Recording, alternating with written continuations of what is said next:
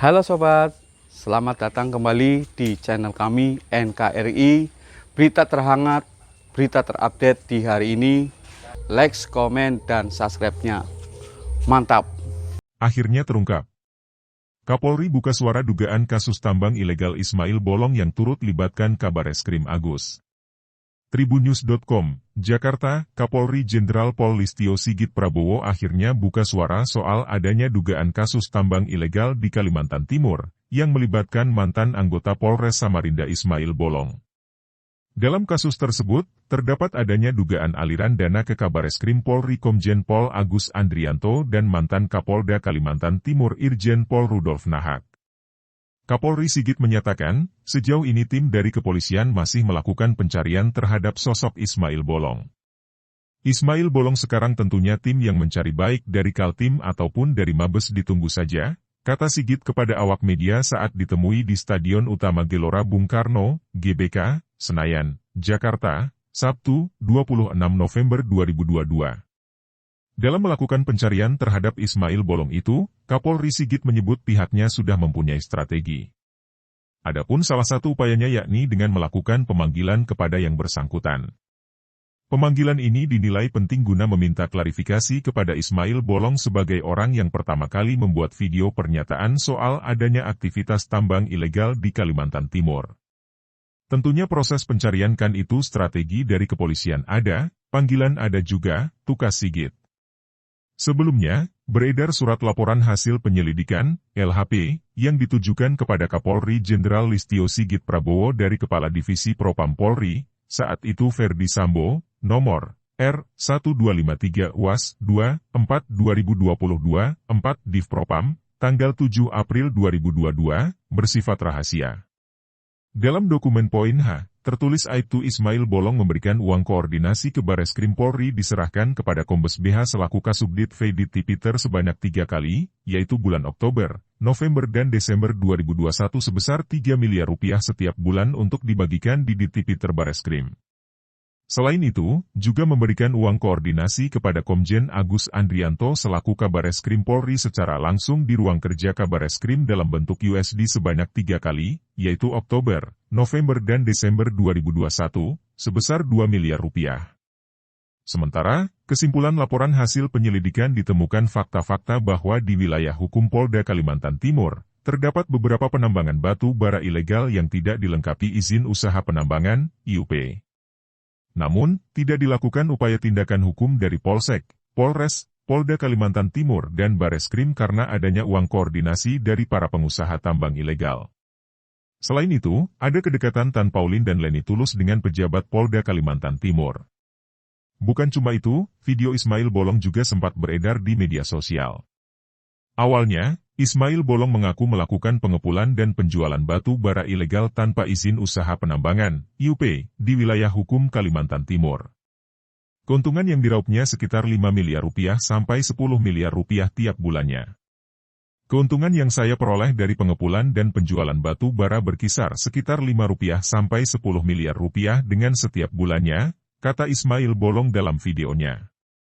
Kemudian, Ismail Bolong juga mengklaim sudah berkoordinasi dengan Kabareskrim Komjen Agus Andrianto yakni memberikan uang sebanyak 3 kali. Pertama, uang disetor bulan September 2021 sebesar 2 miliar rupiah, bulan Oktober 2021 sebesar 2 miliar rupiah, dan bulan November 2021 sebesar 2 miliar rupiah. Tapi tiba-tiba, Ismail Bolong membuat pernyataan membantah melalui video. Dalam video keduanya itu, Ismail Bolong memberi klarifikasi permohonan maaf kepada Kabareskrim Komjen Agus Andrianto atas berita yang beredar. Ismail Bolong kaget videonya baru viral sekarang. Saya mohon maaf kepada Kabareskrim atas berita viral saat ini yang beredar. Saya klarifikasi bahwa berita itu tidak benar. Saya pastikan berita itu saya tidak pernah berkomunikasi dengan Kabareskrim apalagi memberikan uang. Saya tidak kenal, kata Ismail Bolong. Pengakuan Sambo dan Hendra Kurniawan. Ex-Kadif Propam Polri Ferdi Sambo membenarkan keterlibatan Kabareskrim Komjen Agus Andrianto dalam kasus tambang ilegal di Kalimantan Timur. Hal itu sesuai dengan surat laporan hasil penyelidikan yang pernah ditandatanganinya. Adapun surat laporan hasil penyelidikan itu terdaftar dengan nomor R1253-WAS-2-4-2022-4 Divpropam, tanggal 7 April 2022. Surat itu pun telah ditembuskan kepada Kapolri Jenderal Listio Sigit Prabowo. Kan ada itu suratnya. Ya sudah benar itu suratnya, kata Sambo sesuai persidangan di PN Jakarta Selatan, Selasa, 22 November 2022.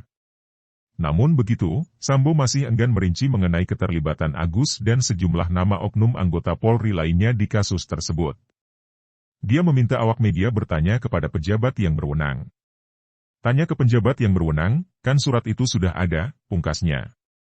Sementara itu, ex-Karopaminal Mabes Polri Brigjen Hendra Kurniawan angkat bicara soal keterlibatan Kabareskrim Komjen Agus Andrianto di kasus tambang ilegal di Kalimantan Timur. Menurut Hendra, keterlibatan Komjen Agus di kasus tambang ilegal merupakan fakta. Hal itu terlihat dari hasil laporan hasil penyelidikan, LHP, dengan nomor R1253-WAS-2-4-2022-4 Divpropam, tanggal 7 April 2022. Adapun surat itu pun ditandatangani oleh ex-Kadif Propam Polri Verdi Sambo. Lalu, surat tersebut juga ditemukan kepada Kapolri Jenderal Listio Sigit Prabowo. Ya kan sesuai faktanya begitu, kata Hendra sembari tersenyum kepada awak media di Pengadilan Negeri Jakarta Selatan pada Kamis, 24 November 2022. Hendra juga membenarkan bahwa dirinya menjadi anggota Propam yang memeriksa dalam laporan hasil penyelidikan tersebut. Dia menegaskan, laporan hasil penyelidikan tersebut tidak fiktif. Betul ya saya, yang periksa, tanyakan pada pejabat yang berwenang aja ya. Kan ada datanya, nggak fiktif, jelas Hendra. Kabareskrim bantah terlibat. Kabareskrim Polri Komjen Pol Agus Andrianto akhirnya angkat bicara soal pengakuan Ismail Bolong yang menyeret namanya dalam dugaan menerima setoran dari hasil tambang ilegal di Kalimantan Timur. Selain itu, Agus juga menjelaskan soal beredarnya laporan hasil penyelidikan, LHP, Divisi Propam Polri Komjen Agus pun memberikan pembelaan melalui keterangan tertulis kepada tribunnews.com. Awalnya, Agus membantah soal keterlibatannya dalam dugaan menerima setoran dari hasil tambang ilegal di Kalimantan Timur. Sebaliknya, tuduhan Verdi Sambo dan Hendra Kurniawan terkait keterlibatannya dinilai tidak benar. Saya ini penegak hukum, ada istilah bukti permulaan yang cukup dan bukti yang cukup, maklumlah kasus almarhum Brigadir Yosua aja mereka tutup-tutupi, kata Agus dalam keterangannya, Jumat, 25 November 2022. Lebih lanjut, Agus mengatakan bahwa berita acara pemeriksaan, BAP, juga bisa direkayasa dan dibuat dengan penuh tekanan. Dia menyinggung penyidikan kasus Brigadir J hingga Irjen Teddy Minahasa. Lihat saja BAP awal seluruh tersangka pembunuhan almarhum Brigadir Yosua dan teranyar kasus yang menjerat IJPTM yang belakangan mencabut BAP juga, jelas Agus. Agus kemudian menyinggung soal penanganan di kasus Brigadir J. Ia menuturkan tindakan yang telah dilakukan Bareskrim sesuai fakta dan rekomendasi Komnas HAM, Tim Sus hingga tuntutan masyarakat dalam mengusut kematian Brigadir J. Ia menjelaskan bahwa tindakannya pun telah sesuai dengan atensi Presiden Jokowi kepada Kapolri Listio Sigit Prabowo untuk mengusut tuntas kasus tersebut. Saya mempertanggungjawabkan seluruh pekerjaan saya kepada Allah Subhanahu wa Ta'ala, arahan Bapak Presiden kepada Kapolri dan tuntutan masyarakat yang sedemikian cerdas, jelasnya. Di sisi lain, Agus juga menyampaikan pihaknya juga menyinggung kondisi pandemi yang nyaris melumpuhkan perekonomian dan mengakibatkan berbagai permasalahan. Saat pandemi kebijakan penegakan hukum adalah ultimum remedium, tahun 2020 itu pertumbuhan 0,5%, tahun 2021 tumbuh 3,5%, jelas Agus. Selanjutnya, Agus menuturkan bahwa pihaknya juga fokus pada penanganan COVID-19 dan percepatan pemulihan ekonomi nasional. Tambang rakyat dengan istilah koridor diberi kesempatan sesuai dengan arahan pimpinan agar masyarakat masih bisa memperoleh pendapatan, di samping mengawal program pemulihan ekonomi nasional dan investasi. Yang tidak boleh adalah di dalam areal hutan lindung dan di areal UP orang lain, ujar Komjen Agus.